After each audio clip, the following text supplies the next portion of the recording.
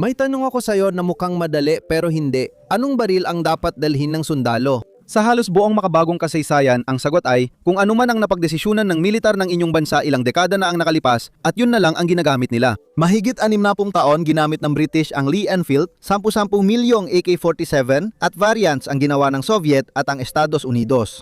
Simula pa noong digmaang Vietnam na matagal-tagal na rin ang nakalipas, ang mga sundalong Amerikano ay gumagamit ng ilang bersyon ng parehong pangunahing sandata, ang M16 at ang sumunod nitong mas maikli at magaan na pinsan, ang M4 carbine. Hindi dahil perpekto ang M4, kundi dahil ang pagpapalit ng M4 bilang karaniwang rifle ng mga infantry ay isa sa pinakamahirap na bagay na pwedeng gawin ng isang militar. Dahil hindi lang baril ang pinapalitan, kundi pati lahat ng bala ay binabago rin. Ibig sabihin nito, kailangan ng bagong supply chains, bagong linya ng paggawa, mga bagong kontrata na nagkakahalaga ng bilyong dolyar at pagkatapos ay kailangan mo pang sanayin muli ang daan-daang libong sundalo. Papalitan mo rin ang mga spare parts, magazine, accessories, optics, halos lahat ng pwedeng ilagay o ikabit sa baril na yon.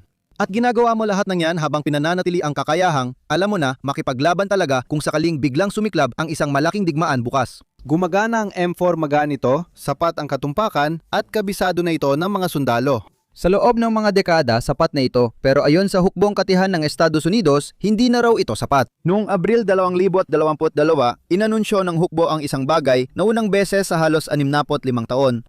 Ang pagtanggap ng isang ganap na bagong rifle, pati na rin ng bagong otomatikong rifle, bagong kalibre ng bala at bagong optika, lahat ng sabay-sabay bilang isang pinagsamang sistema. Ang programang lumika nito ay tumatakbo na mula pa noong 2017. Sinasala ang mga kakumpetensya, pinapakinis ang kailangan at nilulutas ang problemang hindi na solusyonan ng naunang modernisasyon ng rifle. Ang problema, mas malamang na makasagupa ng kalaban ang mga Amerikanong sundalo. Naka-body armor na modern at kayang hindi mabutas ng 5.56 mmR NATO rounds, karaniwang bala ng M4, lalo na sa malayo.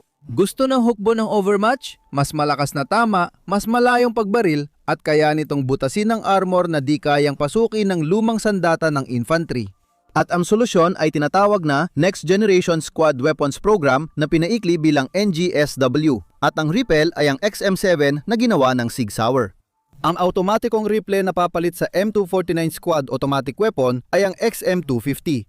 Ang 6.8 by 51 mm bala ay hybrid na kartutso na may bakal na base at tansong katawan para kayanin ang mas mataas na pressure kaysa karaniwang rifle na bala. At nakapatong sa lahat ng ito, ang XM157, isang smart optic mula sa Vortex na pinagsasama-sama ang rangefinder, ballistic computer, atmospheric sensors at digital display sa isang sight. Parang kinuha mismo mula sa halo. Nakakaisa silang kumakatawan sa pinakaambisyosong pagbabago sa sandata ng Amerikanong infantry mula noong Cold War. Mabigat, mahal at kontrobersyal din sila. Ayon sa isang kapitan ng hukbo na hayagang nagkomento, maaring hindi siya angkop sa labanan. Ito ang kwento kung bakit muling nilikha ng US militar ang rifle at paano nila binuo ang sistemang magpapanatiling ng ungguna ang mga Amerikanong sundalo laban sa kalaban para sa susunod na henerasyon. At kung gumagana nga ba talaga ang alinman dito? Marunong na ng kaunting pagbasa ang anak kong babae, pero hindi pa ganitong klase. Ako ang nagbabasa nito at natutuwa kaming mag-anak habang tinitingnan nila ang mga larawan. Sa totoo lang, kakaiba lang talaga ang gamit nito. Karamihan sa mga tao, ilan ba talaga ang may maliliit na anak? Kung may maliit kang anak, kumuha ka lang ng isa nito dahil malilibang ka habang nalilibang din ang mga anak mo. Dahil maganda ang ilustrasyon at purong alak pa, sino bang hindi matutuwa? Oh, magaganda ang mga ilustrasyon mula simula hanggang dulo. Parang nahulog ka sa rabbit hole. Nalihis na ako. Pero ang ganda talaga nito kaya dapat mo itong kunin. Sa madaling salita, tinatalakay nito lahat ng kailangan mong malaman tungkol sa sibilisasyon at kung paano ito gumagana, kultura, mga sistema, imbensyon, at mas pinapalalim pa nito ang usapan. Hindi mo kailangang sunod-sunod basahin. Buksan mo lang ang RBI, pumili ng pahina at magbasa. Ang galing talaga. Bakit kailangang palitan ng rifle? Para maintindihan kung bakit pinalitan ng hukbo ang M4, kailangan mo ring malaman kung para saan ito dinisenyo at ano ang mga nagbago. Noong dekada 1960s, gumawa ang militar ng US ng kontrobersyal na desisyon na humubog sa labanan ng infantry sa sumunod na 60 taon. Ginamit nila ang M16 na gumagamit ng bagong, mas maliit na kalibre na tinatawag na 5.56 by 45 mm NATO. Ito ay isang malaking pagbabago mula sa M14 na gumagamit ng mas mabigat na 7.62 by 51 mm na bala na na-standardize ng NATO ilang taon lang ang nakalipas. At ang lohika ay simple lang. Mas magaan ang 5.56 na bala kaya mas madami itong madadala ng sundalo. Mas mahina rin ang recoil kaya mas kontrolado ang baril sa automatic na putok. Sa mga distansyang madalas pinaglabanan ng infantry, mga hanggang 300 metro, epektibo pa rin ang mas maliit na bala. Nagkaroon ng hindi magandang simula ang M16 sa Vietnam. Karamihan ay dahil sa mga problema sa bala, maruming baril at kakulangan sa mga cleaning kit. Pero nang maayos na ang mga iyon, naging standard na rifle ng mga Amerikano ang M16. Ang M4 carbine na ipinakilala noong 1990s ay mas maikli, magaan at mas madaling gamitin na bersyon ng parehong disenyo, parehong kalebre.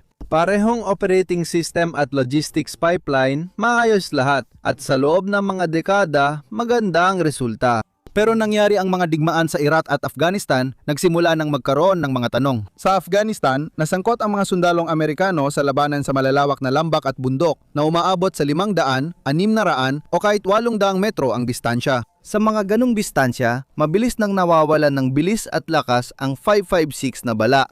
Naggulat ang mga sundalo ng bakbakan kung saan kahit natamaan ng kalaban, hindi pa rin nila mapatigil gamit ang kanilang bala. Kayang abutin at gawin ng mga 7.62mm na machine gun at designated marksman rifle ang trabaho. Pero yung karaniwang M4 na dala ng mga sundalo, hindi masyado. Tingnan mo, hindi ito pangkalahatan. Maraming veterano ang nagsasabing maayos gumana ang M4 at 5.56 para sa kanila. At ang datos tungkol sa stopping power ay talagang medyo komplikado. Pero sapat na malakas at paulit-ulit ang mga reklamo kaya nagsimula magbigay pansin ang hukbo. At dumating pa ang isa pang problema, ang body armor. Ang modernong ceramic plate ay dinisenyo para humarang ng bala ng rifle. Ang mga ito ay may rating na kayang pigilan ang 7.62 by 39mm mula sa AK at kadalasan pati na rin ang 5.56mm NATO. Hindi perpekto o magaan ang mga plate at di natatakpan lahat pero gumaganda at mas nagiging karaniwan na ang mga ito. Pinag-aralan ng mga Amerikanong tagaplano ang mga sitwasyon kung saan ang sundalong US ay haharap sa kalabang may proteksyong di nabubutas ng karaniwang rifle. Dito pumapasok ang konsepto ng overmatch na nabanggit kanina, kaya ang overmatch sa simpleng salita ay nangangahulugang pagkakaroon ng malinaw na kalamangan laban sa iyong mga kalaban. Sa madaling salita, kaya mong tamaan sila bago ka pa nila matamaan. Kaya mong talunin ang kanilang proteksyon bago pa nila matalo ang iyo. Ang M4 at 5.56mm kahit magaling, hindi talaga ginawa para sa overmatch laban sa halos kapantay na kalaban. Pagdating sa body armor, ang mga ito ay na-optimize para sa magaan at kontroladong putok, hindi para labanan ang advanced na plate sa malayo. Napagpasyahan ng hukbong katihan matapos ang matagal na debat at pressure ng Kongreso na hindi sapat ang pag-upgrade ng M4. Pero bago talakayin ang ginawa nila, mahalagang alamin muna kung bakit hindi pa napalitan ng M4 noon. Hindi dahil sa kakulangan ng pagsubok, kaya tingnan natin paano sila nagsikap. Ayos? Ang libingan ng mga nabigong programa ng rifle ay mas mahaba kaysa sa inaasahan mo. Magsimula tayo sa SPIW, ang espesyal na layuning sandata na lumitaw noong unang bahagi ng dekada 60. Ambisyoso ang konsepto. Rifle na nagpapaputok na mabilis na flachet na parang bakal na palaso at may kakayahang maglunsad ng granada. Astig ito. Mahigit isang dekada ring pinagsikapan ng mga inhinyero na mapagana ito bago tuluyang namatay ng tahimik ang proyekto noong kalagitnaan ng dekada 70. Hindi tumpak ang flechette, hindi maasahan ang sandata at tila solusyon sa walang problema ang konsepto. Sumunod ang Advanced Combat Rifle Program noong dekada 80 na naganyaya sa mga tagagawa na magpresenta ng mga disenyo na mas mahusay sa M16A2. Nagpadala sina Colt, Steyr, AAI at Heckler Koch ng entries na may caseless ammo at duplex rounds na nagpapaputok ng 2 bala bawat putok. Matapos ang ilang taon ng pagsusuri, hindi kumbinsido ang hukbong katihan.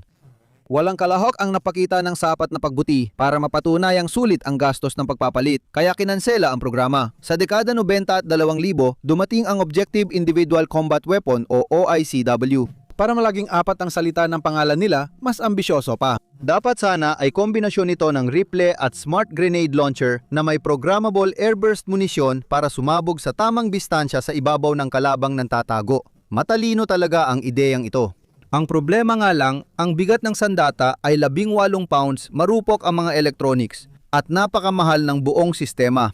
Ang OICW ay kalaunan na hati sa magkakahiwalay na mga programa kung saan ang bahagi ng grenade launcher ay nagpatuloy bilang XM25 noon. Kinansela rin yon matapos masugatan ng sundalo nang sumabog ang bala sa baril. Hindi yon maganda. Kasabay nito, dinedevelop ng hukbo ang XM8, isang modular na rifle mula kay Heckler & Koch na mas magaan, maasahan at madaling iakma kaysa M4. Maganda ang naging resulta ng XM8 sa mga pagsubok at mukhang ito ang pipiliin. Pero nasangkwat ang programa sa politika ng pagbili. Tanong kung mas maganda ito sa M4 at reklamo ng mga kakompetensya na nadaya ang pagpili. Nakialam ang Kongreso, umatras ang hukbo at natambak ang XM8. Huling kabiguan ng NGSW ang Individual Carbine Competition noong 2010 hanggang 2013. Walong magkaibang tagagawa ang nagsumite ng kanilang pinakamahusay na pamalit sa M4 pagkatapos ng 3 taon ng pagsusuri. Ayon sa hukbo, walang kalahok na mas mahusay sa M4 ay isa kaya hindi ito pinalitan at nanatiling gamit ang M4. Tandaan, matagal nang luma ang baril na ito, kaya siguro napapansin mo na ang pattern. Hindi nabigo ang mga programa dahil hindi gumana ang mga sandata, kahit may ilan talagang pumalya. Ang mas malalim na problema ay sobrang nakasanayan na ng militar ng Amerika ang M4 at M16 na pamilya sa kanilang lohistika at pagsasanay, kaya ang anumang papalit dito ay kailangang mas magaling ng sobra. Hindi sapat na, basta mas magaling lang. Kailangan talagang sobrang mas magaling, napakalaki ng lamang na. Kailangan nito ang bigyang katwiran ang muling pagbubuo ng supply chain, pagsasanay ng sundalo, at paggastos ng bilyon-bilyong dolyar kahit wala pang napatunayan ang mga programang ito. Hindi pa sila handa. Ang NGSW ay sadyang ginawa bilang kakaiba, hindi lang bahagyang pinabuting rifle na gumagamit pa rin ng parehong bala. Nagpasya ang hukbo na sabay-sabay, baguhin ang mga sandata, kalibre, optika at kakayahan. Ang pag-iisip ay ang mga paunti-unting pagpapabuti ay hindi kailanman makakaabot sa pamantayan, kaya kailangan nilang gumawa ng isang malaking hakbang na sapat para hindi matanggihan ang mga benepisyo. Ang kompetisyon? Noong 2017, inilunsad ng hukbo ang NGSW at nilinaw na hindi lang bagong rifle ang hanap nila kundi isang kumpletong sistema. Kailangang magsumite ng mga entry ang mga kalahok para sa parehong bahagi ng rifle na papalit sa M4 at ang automatikong rifle na papalit sa M249 Squad automatic weapon. Parehong kailangang gumamit ng parehong bagong 6.8mm na bala ang dalawang sandata na kailangang idisenyo rin mismo ng mga kalahok. Pareho ring dapat gumana ang dalawang sandata kasama ang bagong fire control optic at lahat ay kailangang idisenyo mula umpisa para magamit na suppressed. Ang mga rekisito ay masasabi nating mahirap. Ang automatikong rifle ay hindi dapat lalampas sa 12 libra ang bigat kasama ang mga attachment. Dapat makapagbigay ng tumpak na putok lampas 600 metro at makapagbigay ng suppression capability hanggang 1,200 metro. Dapat kayanin ng parehong sandata ang dagdag na back pressure at init mula sa exhaust gases na dumaraan sa suppressor kaysa diretsong inilalabas sa hangin. May 3 pangunahing koponang naging seryosong kandidato. Nag-submit ang Sig Sauer ng MCX Spear Rifle at belt-fed light machine gun na parehong gumagamit ng hybrid na 200 at 77 Fury na bala. Magandang pangalan ito. Samantala, ang General Dynamics ay nakipagsanib kina Beretta at True Velocity para iaalok ang RM200 at 77 isang bullpup na disenyo na nagpapaputo. Nagpakilala ang Textron Systems ng polymer-cased ammunition na kakaibang entry, cased telescope na 6.8mm system na ang bala ay nasa loob ng propellant, hindi sa ibabaw. Nagbibigay din ito sa mas compact na bala, bawat paraan may sariling benepisyo. Kayang kiisin ng hybrid brass at steel cartridge case ng SIG ang mataas na chamber pressure, kaya mas mataas ang bilis at enerhiya kahit sa parehong haba ng barrel. Mas magaan ang polymer cases ng True Velocity kesa brass, kaya posibleng makadala ng mas maraming bala ang mga sundalo. Para sa parehong timbang at ang disenyo ng Textron ay nangakong magbibigay ng tipid sa timbang at mas compact na sandata, ang kompetisyon sa optic ay tumakbo ng sabay. Gusto ng hukbong katihan ng isang bagay na tinawag nilang NGSWFC o Fire Control at ang mga kinakailangan ay parang listahan ng mga kahilingan mula sa science fiction. Isang variable power optic na may integrated laser rangefinder, ballistic computer, atmospheric sensors, visible at infrared aiming lasers, at digital display na nagpapakita ng computed aiming solutions sa real time. Sabi ko nga sa simula, parang halo talaga ito. Noong Enero 2022, nakuha ng Vortex Optics ang fire control contract gamit ang XM100 at 57. Makalipas ng 3 buwan, mas malaking balita ang lumabas nang manalo si Sig Sauer ng kontrata sa armas at bala. Plano ng hukbong sandatahan bumili ng 100 at 11,000 rifle, 13,000 automatikong rifle at 100 at 25,000 optics sa mga kontratang posibleng aabot sa bilyon-bilyon. Sapat ito para bigyan ng kagamitan ang mga infantry, cavalry scouts, combat engineers at iba pang mga sundalo na ang trabaho ay inilalagay ang sarili sa direktang pakikipaglaban sa kalaban. Matapos ang dekadang pagsubok, nagdesisyon ng US military na palitan ng M4 Kailangan lang milangkyakin na maayos ang mga bagong sandata. Ano ang ginawa ng SIG? Sige, pag-usapan natin kung ano talaga ang ginawa ng SIG Sauer. Ang XM7 rifle ay mula sa MCX Spear ng SIG, isang komersyal na sandata bago pa ito hinanap ng hukbo. Ito ay may short stroke gas piston na disenyo. Ibig sabihin, sa halip na idiretso ang mga gas mula sa bala papunta sa bolt carrier, gaya ng ginagawa ng M4, ginagamit ng XM7 ang mga gas na iyon para itulak ang isang maliit na piston. Ito ang nagpapagana sa mekanismo. Ang practical na pagkakaiba ay mas malinis tumakbo ang rifle dahil mas kaunti ang carbon fouling na napupunta sa loob ng receiver. Select fire ang sandata kaya pwede kong piliin ang semi-automatic o fully automatic at gumagamit ito ng 20 round na magasin. Dito na nagiging interesante at medyo mabigat. Ang XM7 ay 8.4 pounds kapag walang laman at 11 to 12 pounds kapag may XM157 optic, suppressor at loaded na magasin. Sa paghahambing, ang M4A1 na may parehong gamit ay nasa 8 to 9 pounds lang. Malaki ang epekto niyan kapag bitbit ang baril buong araw sa pagpapatrolya. Ang XM250 rifle naman ay belt-fed light machine gun na ipapalit sa M249 SAW. Gumagamit ito ng disintegrating link belts, nagpapaputok mula sa open bolt para sa pagpapalamig kapag tuloy-tuloy ang putok at may kasamang recoil mitigation system. Dinisenyo ito ng SIG na may ambidextrous controls, side folding stock at quick change barrel system. Ang kabuuan ay nasa 13 pounds nang walang accessories at 14.5 pounds kapag may suppressor. Mas magaan kaysa sa M249 na pinalitan. Kaya maganda ito. Pamilyar ang ergonomics nito sa mga gumamit ng AR pattern na rifle dahil nasa parehong pwesto ang mga control at manual ng paggamit. Ang paglipat mula M4 sa XM7 ay hindi dapat mangailangan ng muling pag-aaral ang paggamit ng sandata ng mga sundalo. Sinadya ito. Nais ng hukbo na mapaunlad ang kakayahan nang hindi gaanong binabago ang estilo ng laban ng mga sundalo. Ngunit hindi lang sandata ang mahalaga. Ang totoong hamon sa inhenyeriya ay nasa bala na ginagamit nito. Ang bala, sige, pag-usapan natin mismo ang bala dahil dito talaga nagiging matalino ang inhenyeriya. Ang 6.8 by 51 mmR common cartridge na kilala rin bilang 277 Fury ay tila karaniwan lang sa unang tingin. Isa itong rimless, bottleneck na rifle cartridge na nasa pagitan ng 5.56 NATO at 7.62 NATO pagdating sa kabuuang laki. Pero kapag pinulot at tiningnan mo ito, mapapansin mong kakaiba. Bakal ang base ng cartridge, hindi tanso. Tanso pa rin ang katawan at magkasama ang 2 piraso gamit ang maliit na aluminium locking washer para selyado. Ginawa ang hybrid na bala para kayanin ang mas mataas na pressure dahil limitado lang ang kaya ng karaniwang tanso na bala bago pumalya. Karaniwang umaabot sa 62,000 psi ang 5.56 NATO. Ang 6.8 by 51 mmR ay rated para sa pressure na hanggang 80,000 psi, mga 30% na mas mataas kaysa sa karamihan ng bala ng military rifle.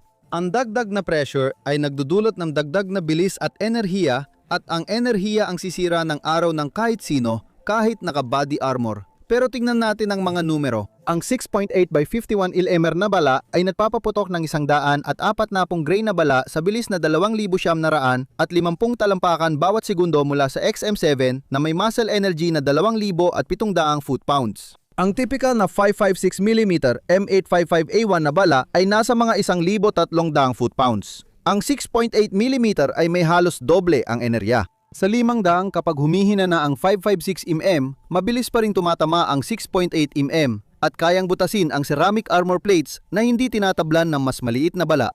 Magandang balita yan, pero may kapalit. Mas maraming enerhiya, mas malakas ang recoil. Simplang pisika, mas malakas ang sipa ng XM7 kaysa M4. Kahit may tampok ang SIG na bawasan ng recoil, ramdam pa rin ng sundalo ang pagkakaiba kapag mabilis ang putok. Mas maraming enerhiya, ibig sabihin mas mabigat na bala. At mas mabigat na bala ay nangangahulugang mas kaunting bala sa parehong bigat. Ang karaniwang magasin ay may 20 bala kumpara sa 30 ng M4. Ayon sa pagsusuri, ang 600 bala ng XM250 ay 28 tuldok 8 libra, halos katulad ng 22 libra ng 8,500 at 56mm na bala mas kaunti ang bala. Pero halos pareho ang bigat, hindi maganda. May debate kung makatuwiran ang ganitong palitan. Binibigyang diin ng tradisyonal na doktrina ng Amerikanong impanterya ang mabilis at maraming putok para mapigil ang kalaban at bigyang daan ang paggalap. Nag-aalala ang kritiko na nababawasan ng kakayahan dahil sa mas kaunting bala kada magasin. Giit ng tagapagtanggol, mas mahalaga ang tumatagos na tama sa armored na kalaban kaysa 3 bala na tumatalbog lang. Kasing hirap din sa industriya ang malakihang paggawa ng hybrid na brass at steel na bala dahil kailangan pa ng pagbabago sa mga pabrika ng brass na bala. Nakipagkontrata ang hukbo kay Winchester para sa 6.8mm bala sa Lake City, Missouri habang may sariling linya ang SEG sa Arkansas. Ang pagsisimula ng bagong kalibre mula sa halos walang inventaryo ay isang napakalaking hamon sa lohistika. Pero ang bala at ang mga sandata ay naibibigay lang ang buong potensyal nila kapag pinagsama sa ikatlong bahagi ng sistema, isang optic na layuning gawing bawat rifleman ay isang precision shooter, ang Smart Optic. Ang XM157 Fire Control Optic ang pinakamalupit at pinakaambisyosong bahagi ng programang ito sa tingin ko. Sa pinakaugat nito, isa itong 1 hanggang 8 na beses na variable power optic. Ibig sabihin, pwedeng ibaba ng mga sundalo sa 1 times para sa malapitan na labanan o itaas hanggang 8 times para sa mga labanan sa mas malayong distansya.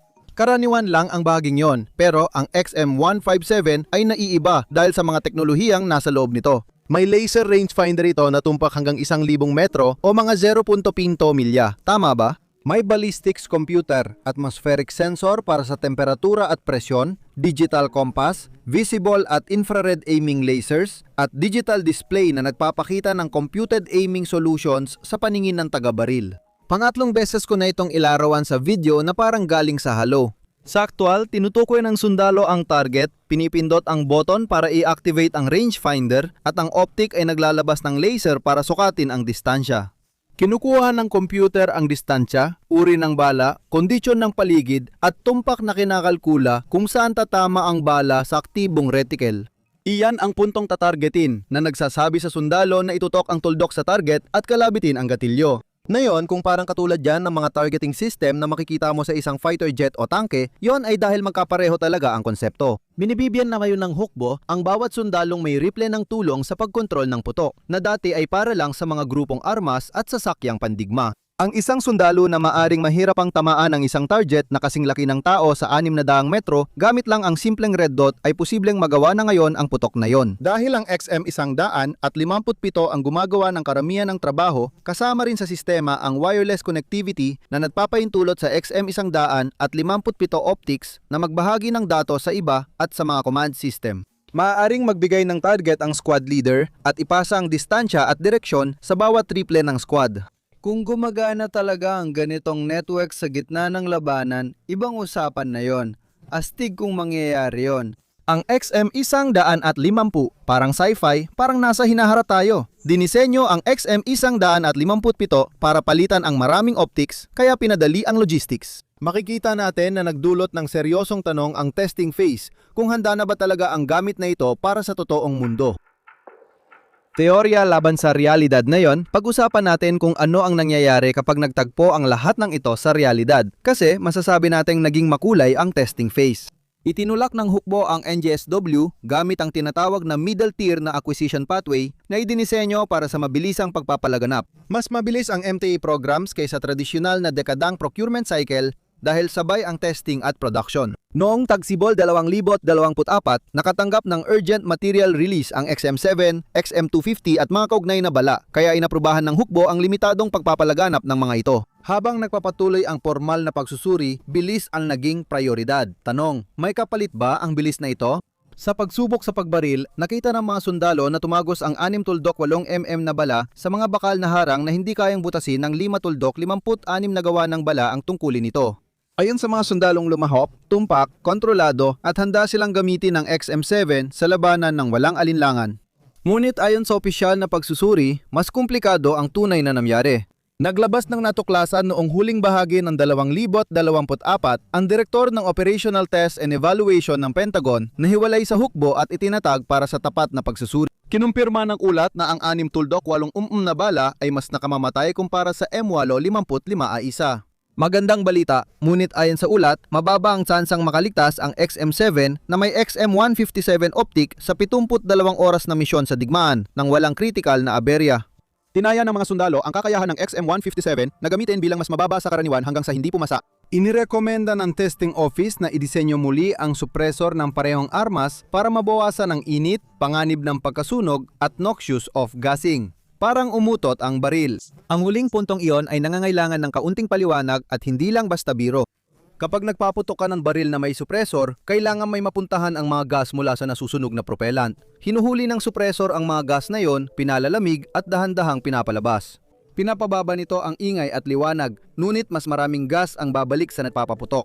Kapag pinagsama ang mataas na presyo ng 6 tuldok 8 mm na bala, nagrereklamo ang mga sundalo ng iritasyon sa mata at hirap sa paghinga kapag tuloy-tuloy ang putok, lalo na sa saradong lugar gaya ng trinsera o sasakyan. Ang mga issue sa pagiging maaasahan ay hindi lang limitado sa optika. Inirekomenda rin ng DOT report ang mga pagpapabuti sa pagiging maaasahan ng parehong mga sandata na nagpapahiwatig na hindi pa nila natutugunan ang mga pamantayang karaniwang hinihingi ng hukbo bago ito ganap na ipamahagi sa mga tropa. Ito ang kapalit ng mabilisang pagkuha. Makukuha mo agad ang mga sandata pero tinatanggap mo ang mas mataas na panganib na lumalabas ang mga problema pagkatapos magsimula ng magsanay ang mga unit.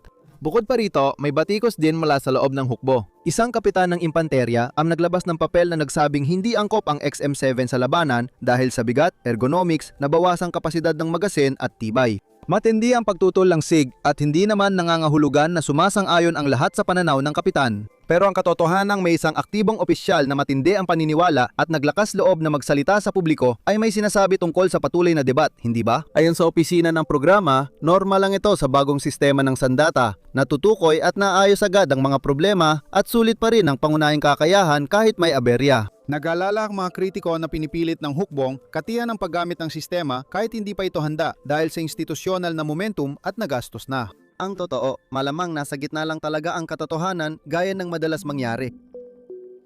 Sino ba talaga ang tumatanggap ng mga sandatang ito? Ganito ang NGSW. Madalas itong natatabunan sa mga debate tungkol sa bigat, pagiging maaasahan at iba pa. Sa totoo lang, karamihan ng military ng US ay hindi apektado ng programa. Ang close combat force lang ang makakatanggap ng XM7 at XM250. Kasama rito ang infantry, cavalry scouts, combat engineers na kasama ng infantry, medic na naka-assign sa close combat units at forward observer.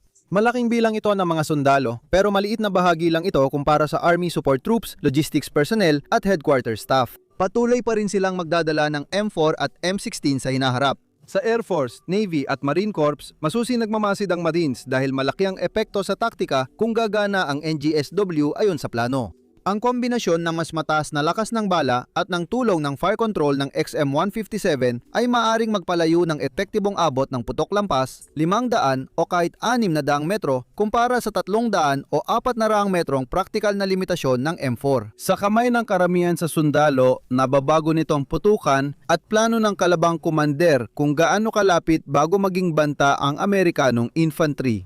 Pero may kapalit ang kakayahang iyon. Dapat timbangin ng mga commander kung kailan mas maganda gamitin ng XM7 kaysa sa mga kahinaan nito. Sa urban combat na mahalaga ang dami ng putok, baka mas bagay pa rin ang M4. Sa mga open area na mahalaga ang range at penetration, mas angkop ang XM7.